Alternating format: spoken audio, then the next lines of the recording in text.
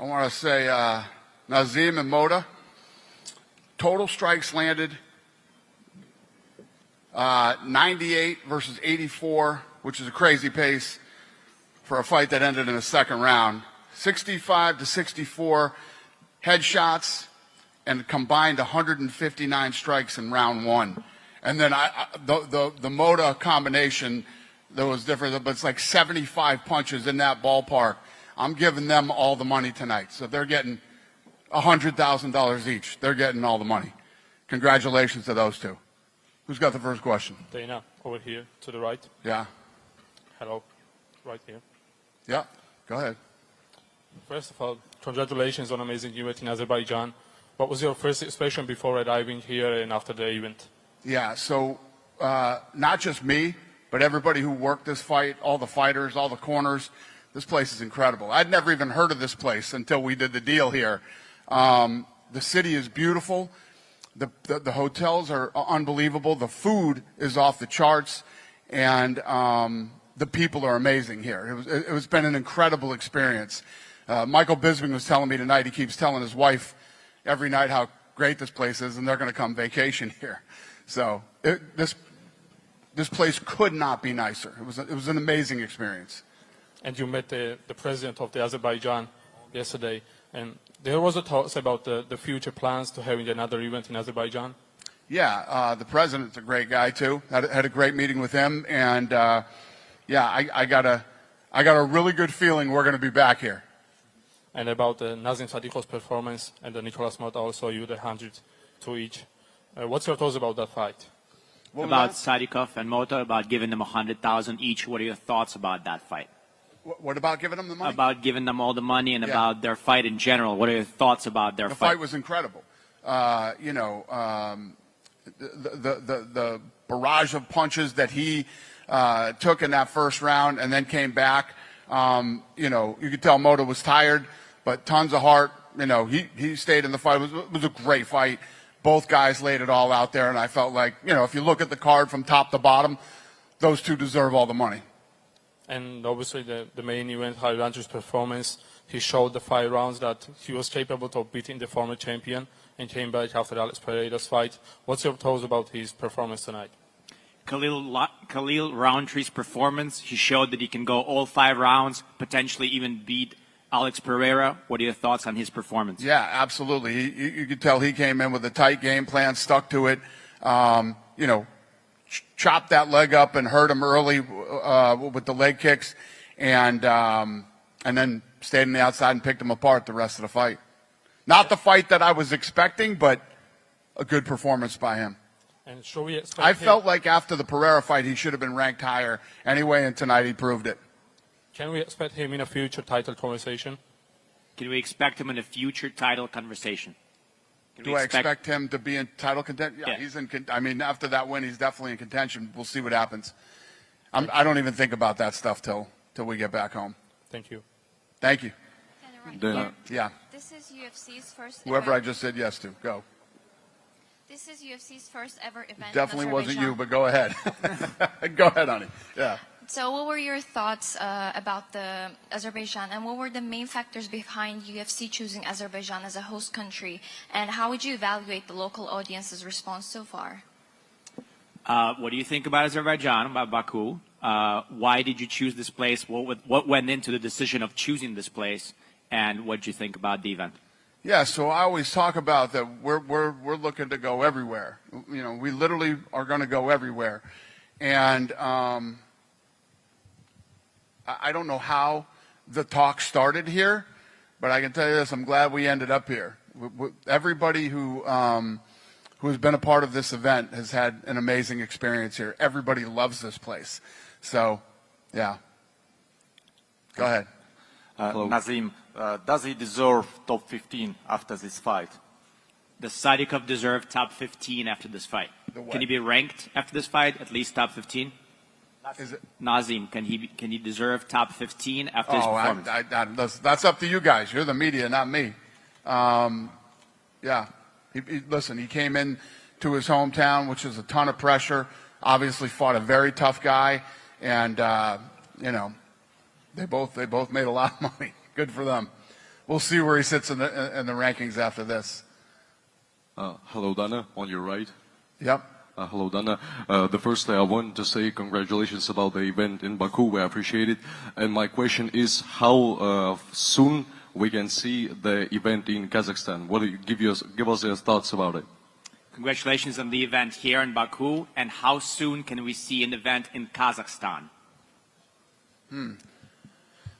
Yeah, it's funny. I always talk about Kazakhstan. When I'm in New York City, there's so many people from Kazakhstan there. It's insane. And, anytime I get anywhere near Central Park, I literally, they start running from everywhere.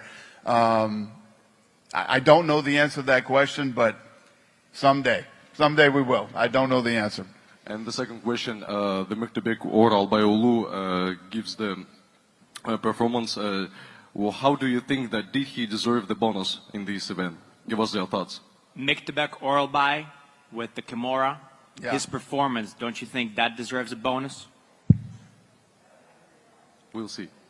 The Kimura, the kid that didn't make weight.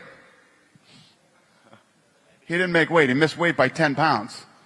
He came over and told me after the fight, he said, I'm going to be a world champion someday. I said, you better figure out how to make weight first before you can't become a world champion if you come in 10 pounds overweight. Thank you so much. Yep. Hey, Dana. Yeah, I'm here. Yeah, my name is Igor. So a few days ago, you spoke with Abdulrashid Sadulaev. It's Russian Olympic wrestler. He was with Khabib. And what do you think about Sadulaev? And how about him in UFC? A few days ago, you speak to Sadulaev, the Olympic wrestler. What do you think about him potentially making it to the UFC? Yeah, Khabib had him on FaceTime last night, yeah. I don't know. I mean, there's a lot of good wrestlers in the world. I know that guy's an absolute stud, but it doesn't always translate into fighting. We'll see what happens. Yeah, and Khabib thinks very highly of him. I know that. And one more question. The head of Russian Direct Investment Fund, Kirill Dmitriev, it's co-founders of UFC Russia, said that he expects to hold a UFC tournament in Russia in 2025 or 2026. What do you think about it? And what's your expectation about tournament in Russia? Kirill Dmitriev, the co-founder of UFC Russia, said that he expects there's going to be a UFC Russian tournament 2025, 2026.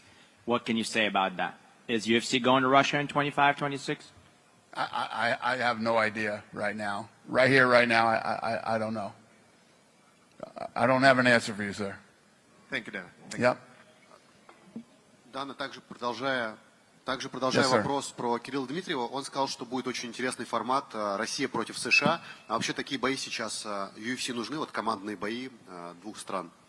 Continuing the topic of Kirill Dmitriev, the founder of UFC Russia, he said that it would be nice, it would be interesting to make a Russia versus US UFC.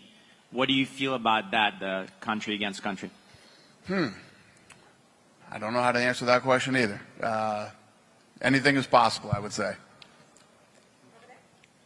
Еще Hello, Dana. Hi.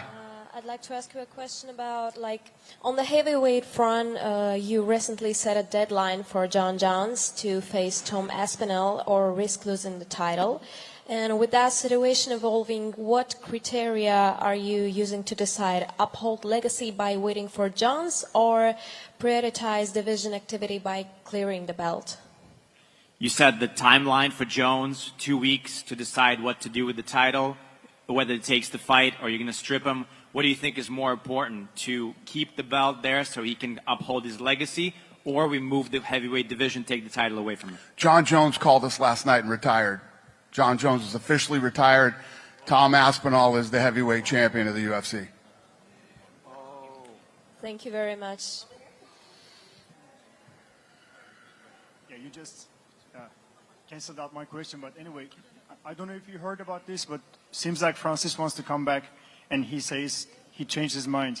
Would you be open for him to come back if he really wants to, and then if he says okay to your conditions? Francis says he changed his mind and he would consider coming back to the UFC. Would you be open to having Francis back? He would consider coming back to UFC if what? One thing I've learned over the years about Francis, doesn't always mean what he says publicly. What he says behind the scenes are different than what he says publicly. I'm not a big fan. I would be shocked if Francis ever came back here on lots of different levels.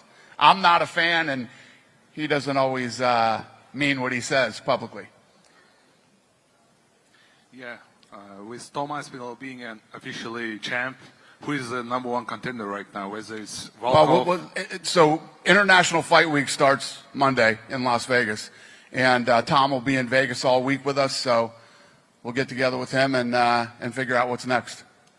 I just wonder, Dana, what do you make of when UFC stars like Jon Jones, like Arman, Hamza Chimaev are competing in the reality show called Alf Reality in Thailand? When UFC stars such as Arman Tsarukyan, such as Jon Jones, other guys, when they compete in the reality shows over there or perform in the reality shows over there in Thailand, what are your thoughts on that?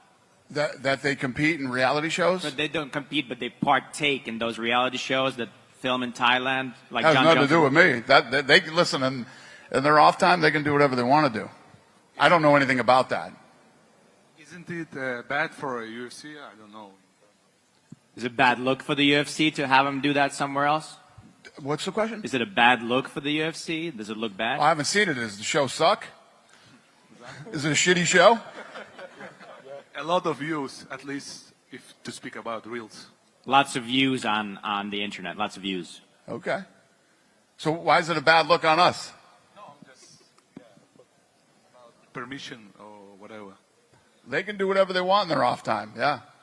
I don't know anything about it. I haven't seen it, and I don't know anything about it. Ali Abdulaziz just said Zabit, one word. Do you know if he's coming back? How soon he's coming back?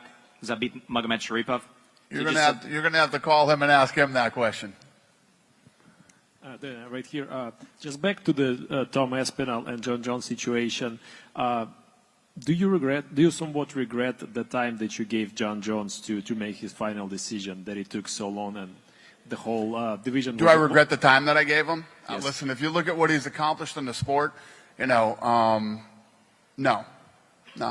It is what it is. I obviously feel bad for Tom that he lost all that time and obviously money, but yeah, we'll make it up to him. Tom Aspinall's a good guy. He's been incredible through this whole process that we've gone through. He's been willing to do anything, fight him anywhere at any time, and do this. And now he's like, I'll fight anybody. You tell me who, and I'll fight him. So Aspinall's been great. He's going to be a great heavyweight champion for us, and I'm excited to work with him. Thank you. Thank you. Good? Thank you, guys. We appreciate it.